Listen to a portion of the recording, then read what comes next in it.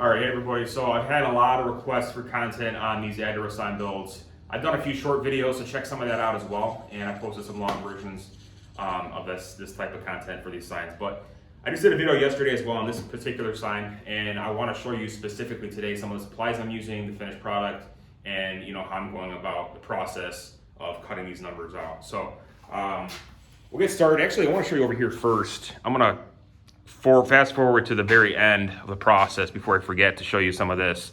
So this is I don't know, this is about it's about an 8 by 30 vertical. And here's kind of the numbers, what they're looking like. So these are cut out of 3/4 inch thick select pine, typically is what I use. Now I use them thicker because it's going to be a little bit more durable and hold up better. And I really go through an extensive process to make sure that I'm putting out good quality work for the customer. And so here's some of the supplies I use, right? After I cut everything, I sand it real good, and then I use a couple different types of primer depending on what color I'm working with. Filler primer works really well. This is my go-to, the automotive primer, especially it's black, right? So if I have a black or a dark color, I use a black, gray or black primer, depending on what I use, but the black automotive is my go-to. Typically, especially when I'm doing black numbers. If I have a lighter color, I'll use the white primer. And then some of the paint I use is typically just, satin. You can use a clear coat on top of that if you wanted to. I've used this Krylon as well. It just kind of depends. I use this on the frame sometimes too, just to kind of keep dirt away, repel some of that. So it looks a lot better too. And then I use this on the stain, the Olympic water guard. I got some of this. This stuff's a little more expensive, the spar urethane. It's a gloss. Stuff works really well too. It's water-based, so you do need a couple extra applications.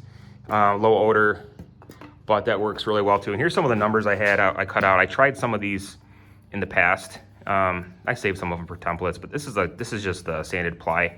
It just doesn't have that same type of look and feel as high quality as something like this with the 3/4 inch is what I typically use, right? Some of these actually broke. That's why I have so many of them extra, or the paint got screwed up.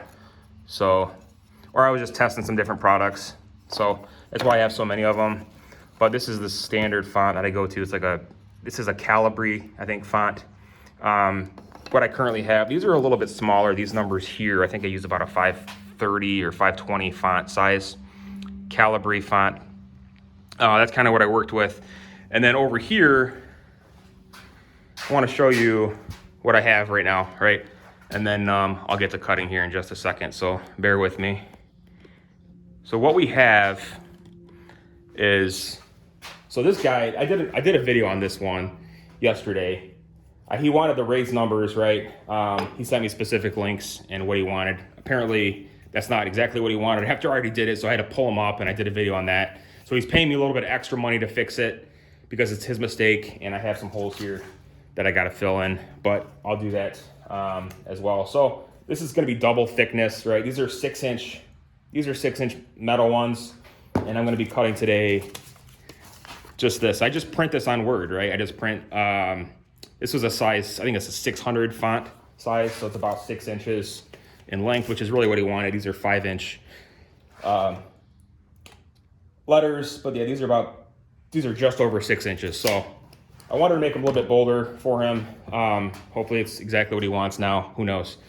But here's kind of what I use. So I use the 1x8. This is a 1x8 I'm currently working with right now. I use 1x6s a lot, but I just have the 1x8 right here that I use. And then when I cut these out, first thing I want to take a look at is make sure there's no knots or anything in the spot that I'm going to be cutting, right? So this is a very smooth surface right behind it. It'll just make the painting job and finish a lot easier. You want to make sure that it's not too cupped. Make sure it's as straight as possible too, so you have the best possible outcome, right? So I just got to take a look at that before you cut. I've made a mistake where I start cutting it and I didn't realize that I'm going to have to fill it, and it's going to be a lot more work later. So just make sure you have a good piece you're working with. And I try to cut a small size so that I can easily manipulate this on the scroll saw. And of course, I just use regular painter's tape, right? I put that down. And then usually for the numbers, I usually use a spray adhesive. That stuff works pretty well. It's a little expensive, and I ran out, so I just found the Elmer school glue to be almost as effective. Still works pretty good. So what I'll do just put a little bit on. You don't have to put too much on. You don't want it squirting out the back or so it's moving around too much, right? And then I just use this little scrap piece of wood to kind of smooth it out. Just so it's not real clumpy or anything like that. Even application. And then I just put it down. Okay, and then I just make sure there's no bubbles in it or anything. So that way when you're cutting this, the template doesn't start flopping around all over the place. All right, so there's that. I try to cut it down to size. I just use scissors and just cut this down as close as possible. And then over here, I'm gonna do some cutting so you can kind of see exactly what we're working with. Okay, so I always clean this out before I use my, let me see what blades I use. Here's the typical blades that I use for these. These are just 5-inch pin end. What is 15 TPI tooth per inch. Typically what I use. They're pretty cheap. It comes in a good pack. Sometimes they break, but here's how we're working with. Let's see. All right. So that's pretty high.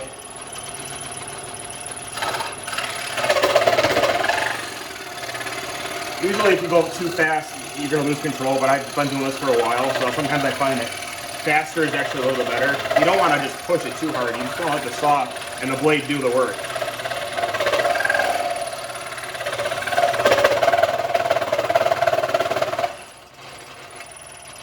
Okay. And I always like to come in at a straight angle to it. So if you're trying to round corners, it's gonna get screwed up, right? So I'll start going across the top here.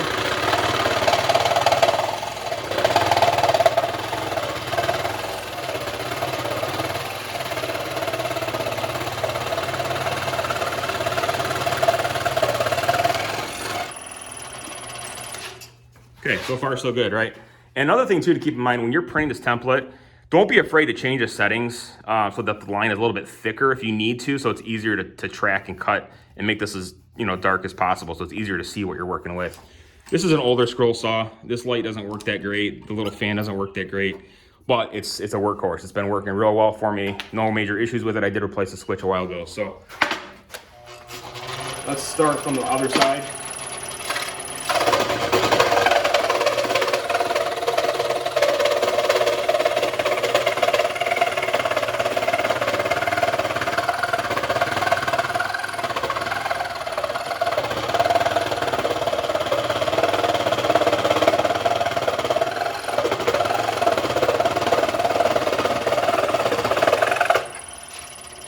All right, it's pretty straight. And then I'll just sand it up after I'm done.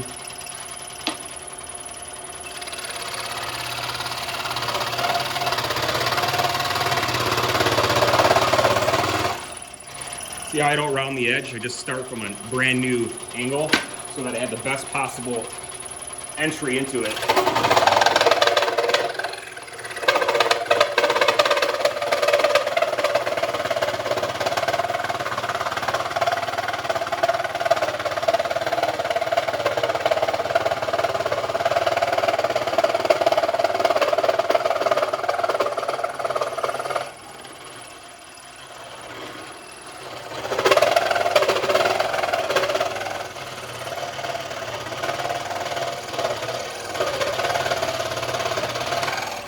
Okay, so then I'll get close to the corner and then I'll come back later, flip it around and just come in this way so it's an easier corner cut.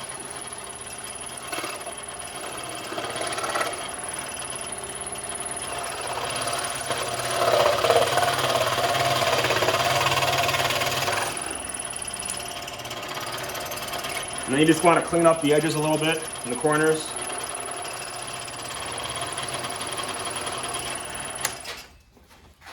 So there you have it. So these are a little bit bigger than I normally make, and then I'm gonna sand it real good here on the edges and then put the primer on and all that. So peel all that off, look how easily that peels. So that's that, and I have a nice smooth surface, right? Because I found a good spot on the wood to work with. So that's it for now. Stay tuned for more videos. Please ask any questions below and like and subscribe. We'll see you next time. Thanks for watching.